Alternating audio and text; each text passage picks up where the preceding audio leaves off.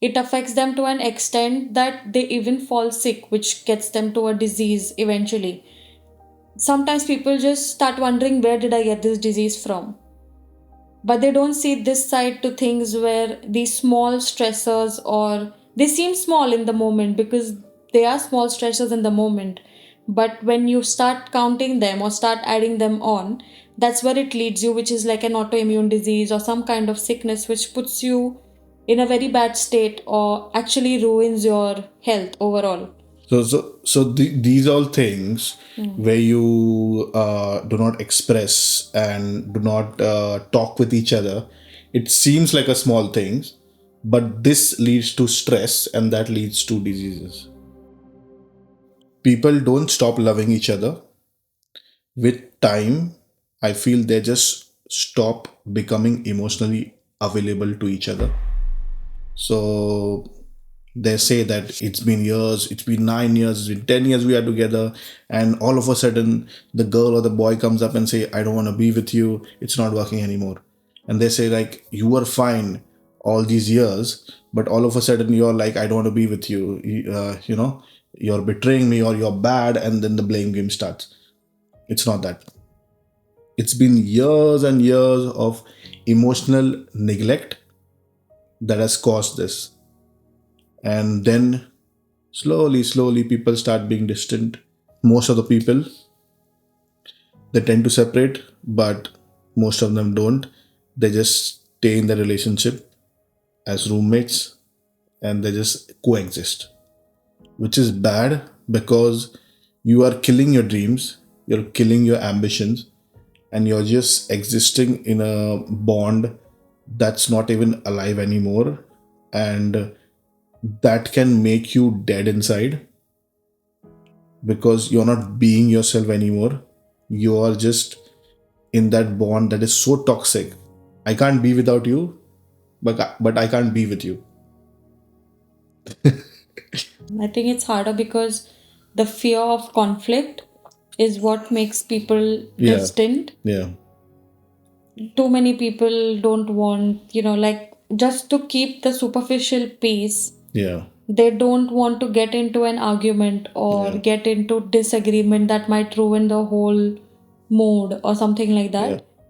Yeah, and a lot of people after a few years have kids, so they don't want to, talk in front of the kids or disrupt that peace of the house. So when there is an problem, they won't talk about it. They'll, let's sleep on it. Let's sleep on it. Tomorrow will be fine. It won't be fine. It's just sitting inside. It's there building up, and then you say people fall sick. As time goes ahead, everyone evolves and their needs, their favorite color, their favorite food changes. We as partners think that once we are married or once we are in the relationship, there will be constant. No, your partner is constant, but the needs, the likes, the dislikes is a variable. It changes with time because the mind evolves, everything evolves, and then everything changes.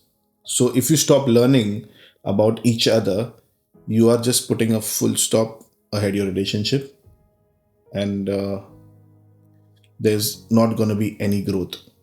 So I think yes, there should be constant learning. If not, the identities of both the partner is going to be lost. In a relationship, I'm meant to Yes. be a woman, or in a relationship, I'm meant to be a man, but never the individual identity, which is either a creative side, or if it is something that you like to do on weekends, or if you like traveling as a hobby or anything of that sort. I've seen a lot of partners, they become dependent. It's like, let's go to gym. If you're not coming today, I'm not gonna go. Why? Yeah. It's your body. It's not your partner's body. It's your health. It's not your partner's health. If you yourself won't be healthy, how can you take care of yourself and your partner? A lot of couples I've seen get dependent. And don't get me wrong, dependency is good. I choose to be dependent on you. I'm not dependent on you.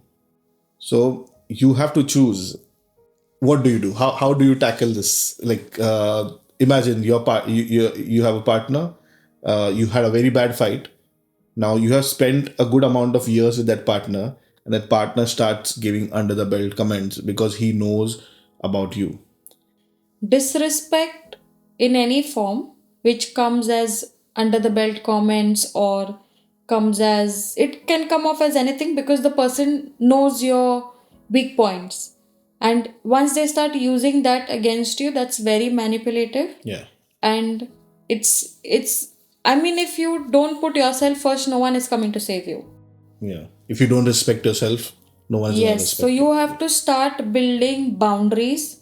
Start saying, no, this is not okay.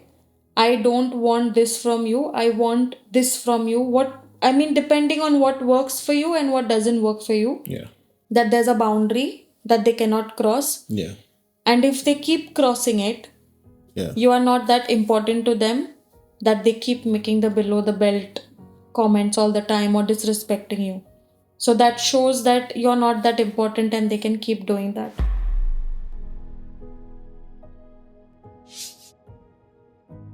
What are your views on a relationship? Is money important in that equation, or do you think love is enough? The world has said it. It's not me saying it, but the world has said it, that finance is important, dollars are important, pounds are important, rupees are important, whatever it is. But that's not me saying it, that's the world implying it. If I want to go buy something, I have to pay. No Yeah, one is going to give it to yeah. me for free. It is. It is. I don't disagree, but your whole life, according to my perspective, is like a recipe in a book. Okay, you put like 1 spoon of garam masala, you put 2 spoon of coriander powder. It is all proportions. Money is important, but at the same time, love also is important. I've seen a lot of rich kids, their family are rich, they have a lot of money, but there's no love, and that messes them up very badly. When they grow up, they have same traumas as their parents in their relationship. They end up with same people who harass them or assault them. It's the same cycle. When I said money is important, I did not mean that love is not. Yeah, I just meant that you can't say you love someone and then you're actually either not providing, not yeah, necessarily yeah, yeah. providing, but It's I important. hope you, Providing is yeah, important. Yeah, it's a, I mean, it's a it's part a of role. it. Yeah, Yeah, because if, imagine if your parents said they love you, but they don't feed you, you will feel that you're not important, you're not being looked after, you will feel neglected, you will love them, which will be from your end as a child, but your needs are still not met. yeah. So indirectly, their actions are not meeting their words, or the emotions don't go through. Yeah, I can't imagine going on a date and be like, okay, I ate all the food, and the waiter comes in, I'd be like, okay, I love you, but I'm not going to pay the bill. Yeah, Love is not going to pay the bill because the waiter might not love that. Okay. you might end up at the back of the kitchen washing Yeah, dishes. yeah, giving love in another form.